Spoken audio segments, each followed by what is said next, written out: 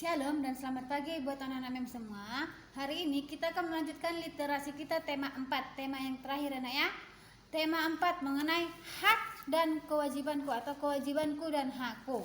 Ya, melalui pembelajaran kita pada pagi hari ini, MEM harap anak-anak MEM dapat memahami dari penjelasan ulang ya.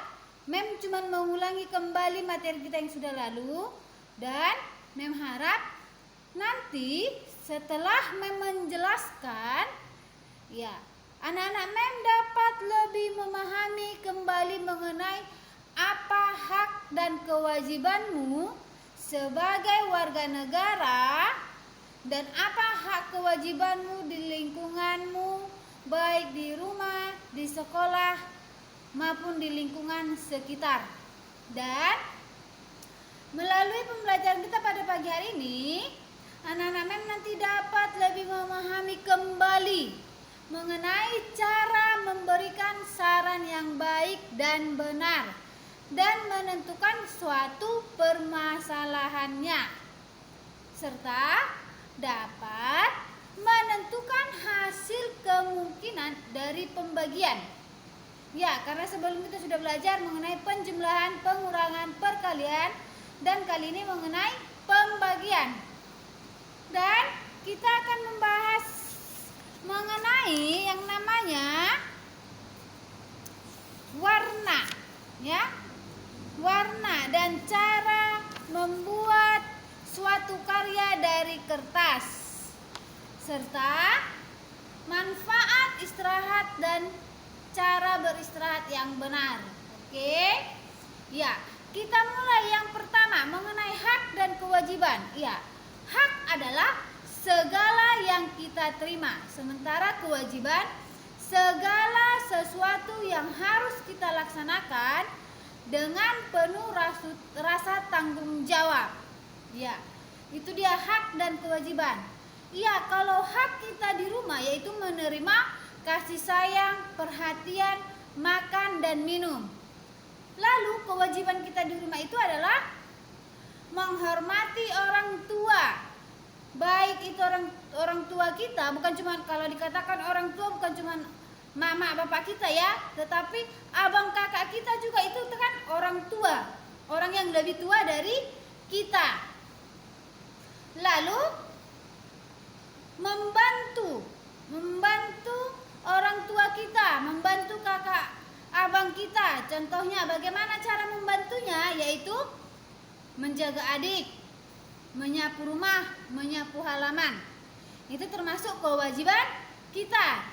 Lalu hakmu di sekolah itu adalah menerima pembelajaran, menerima nilai yang bagus dan memakai fasilitas yang ada di sekolah. Lalu apa kewajibanmu? Kewajibannya yaitu adalah mematuhi segala peraturan yang ada di sekolah, yaitu termasuk membayar iuran SPP atau administrasimu yang di sekolah. Lalu tidak merusak barang-barang di sekolah.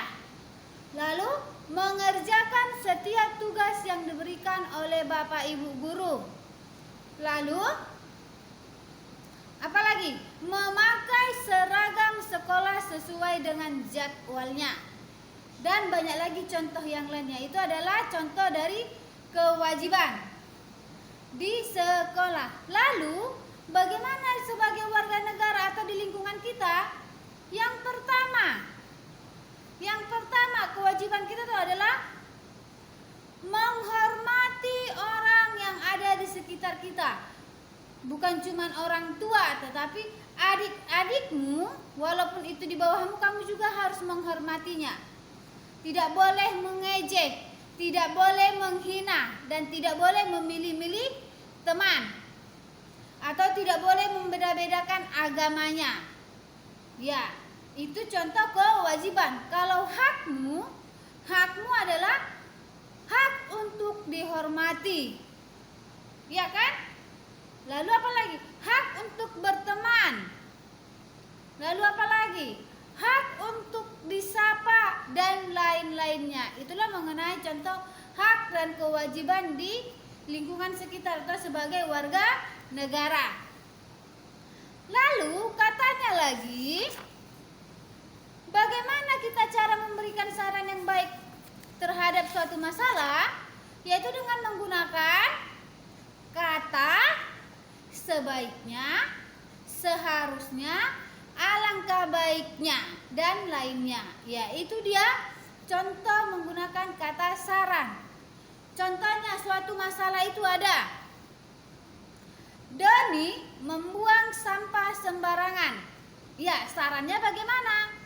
Sebaiknya Doni tidak membuang sampah sembarangan. Ya, jangan lari dari konteksnya, nak ya. Harus sesuai dengan pernyataannya. Lalu katanya lagi, cara membuat masalah atau menentukan masalahnya. Cara menentukan masalahnya, contohnya, seyogianya Nina mengerjakan PR-nya yang diberikan oleh ibu guru. Berarti masalahnya apa? Nina tidak mengerjakan PR yang diberikan oleh ibu guru. Iya, harus sesuai ya, nak ya. Harus sesuai. Lalu katanya lagi, kita akan membahas mengenai contohnya. Contohnya nih, 400 dibagi berapa? Atau hasilnya 400, berarti berapa dibagi berapa dapatnya 400? Berarti 1600 dibagi 400 hasilnya 400. Atau 800 dibagi 2. Ya. Menentukan pembagian ini harus dihafal dulu perkaliannya. Harus dihafal dulu perkaliannya. Ya, kalau contoh yang lainnya, seandainya membuat ya. Contohnya lagi 20. Ya, hasilnya 20 ya, hasil 20 berarti berapa dibagi berapa hasilnya 20. Berarti 40 dibagi 2 hasilnya 20. 60 dibagi 3 hasilnya 20. 80 dibagi 4 sama dengan 20. Iya, begitulah seterusnya. Intinya anak-anak mem harus hafal perkalian ya, nak ya. Oke. Lalu kita akan membahas mengenai cara istirahat yang benar. Iya, istirahat yang benar. Istirahat itu bukan berarti tidur ya, nak ya. Ya, mem ulangi sekali lagi. Istirahat itu bukan berarti tidur. Iya, istirahat yang benar itu memang ada tidur, tetapi selain tidur ada lagi contoh istirahat yang lain. Contohnya membaca buku, bersantai, berkebun. Itu contoh istirahat ya, bukan berarti tidur.